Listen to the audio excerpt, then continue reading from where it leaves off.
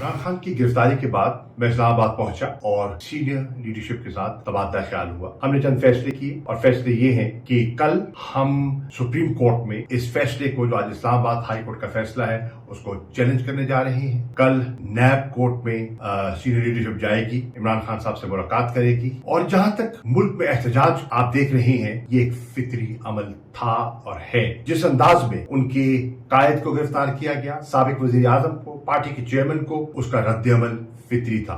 बिला जवाब था ये गिरफ्तारी, बिला जवाब, क्योंकि इमरान खान लाहौर से निकलने से पहले कह चुके थे कि अगर मुझे गिरफ्तार करना है तो वारंट दिखाइए, मैं अज खुद अपनी गिरफ्तारी पेश कर दूंगा। फिर इस किस्म का जबर, धावा बोलना, शीशे तोड़ने, वकीलों को जदोकोब करना, जख्मी करना, कारकुनों को गिरफ्तार करना, जख्मी करना, बिला जवाब था। कारकुन अपना एहतजाज कर रहे हैं, वो एहतजाज जारी रखें, लेकिन कानून को हाथ में नहीं लें। पुरअमन रहें, पुरअमन एहतजाज आपका कानूनी आईनी हक है, वो जारी रखें।